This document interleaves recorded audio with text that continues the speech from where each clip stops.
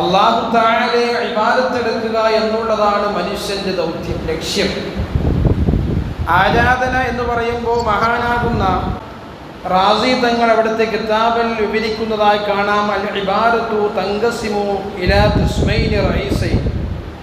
ആരാധനകളെല്ലാം, എല്ലാ ആരാധനകളും രണ്ട് വിഭാഗമായി തിരിയുന്നതാണ്.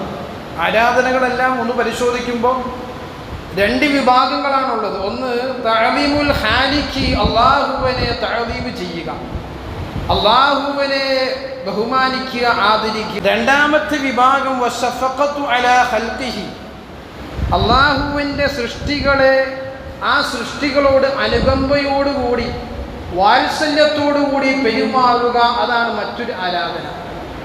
എന്ന് പറഞ്ഞാൽ മനുഷ്യനോട് നന്മ ചെയ്യുക, മനുഷ്യനോട് നല്ല കാര്യങ്ങൾ ഉണർത്തിക്കൊടുക്കുക, നല്ല കാര്യങ്ങൾ ചെയ്തു കൊടുക്കുക, സൽപ്രവർത്തനങ്ങൾ മനുഷ്യർക്ക് വേണ്ടി ചെയ്യുക. ഇതൊക്കെ ആരാധനയാണ് എന്നാണ് മഹാനവറുകൾ പഠിപ്പിക്കുന്നത്. അപ്പോൾ നാം പറഞ്ഞു വരുമ്പോൾ, ചിന്തിച്ചു വരുമ്പോൾ, പൊതുപ്രവർത്തനങ്ങളും രാഷ്ട്രീയ പ്രവർത്തനങ്ങളുമെല്ലാം ഏത് നിലക്കാകുമ്പോൾ മനുഷ്യനോട് നന്മ ചെയ്യുക, മനുഷ്യൻ്റെ നന്മയ്ക്ക്, അവൻ്റെ വികാസത്തിന്, നാടിൻ്റെ ഉണർവിന്, നാടിൻ്റെ വളർച്ചയ്ക്ക് വേണ്ടിയാകുമ്പോൾ, മനുഷ്യനോടുള്ള വാത്സല്യത്തോടു കൂടിയാകുമ്പോൾ രാഷ്ട്രീയ പ്രവർത്തനവും ആരാധനയിൽ പെടുമെന്ന് മഹാനവറുകൾ പഠിപ്പിക്കുകയാണ്. എന്ന് മാത്രമല്ല, ആദരവായ റസൂലുള്ളാഹി സ്വല്ലല്ലാഹു അലൈഹി വസല്ലമ തങ്ങൾ അവിടുന്ന് പറയുന്നുണ്ട്, നബിതങ്ങൾ പറഞ്ഞു, അൽ ഖൽഖു ഇയാലുല്ലാഹ്, അൽ ഖൽഖു ഇയാലുല്ലാഹ്, എല്ലാ സൃഷ്ടികളും, മനുഷ്യനും ജിന്നും എല്ലാം അള്ളാഹുവിൻ്റെ സൃഷ്ടികൾ എന്തൊക്കെയുണ്ടോ അതൊക്കെ ഇയാലുല്ലാഹ്, അള്ളാഹുവിൻ്റെ അഹ്ലുകാരാണ്, കുടുംബക്കാരാണ്, ആശ്രിതരാണ്.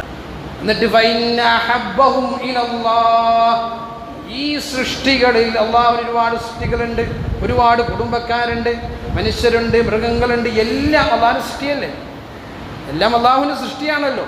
അപ്പം അതൊക്കെ അവരിൽ അള്ളാഹുലേക്ക് ഏറ്റവും ഇഷ്ടമെന്ന് പറയുന്നത് വഅഹബ്ബുഹും ഇലല്ലാഹ്, അവരിൽ അള്ളാഹുവിൻ്റെ കുടുംബക്കാരെ, സൃഷ്ടികളിൽ അള്ളാഹുവിന് ഏറ്റവും പ്രിയമുള്ള ആളുകൾ അൻഫഅഹും ലിഇയാലിഹി, അള്ളാഹുവിൻ്റെ കുടുംബക്കാർക്ക് ഉപകാരം ചെയ്യുന്ന ആളുകളാണ്. എന്ന് പറഞ്ഞാൽ മനുഷ്യർക്ക് നന്മ ചെയ്യുന്ന ആളുകൾ അള്ളാഹുവിന് ഏറ്റവും പ്രിയമുള്ള ആളുകളാണ്.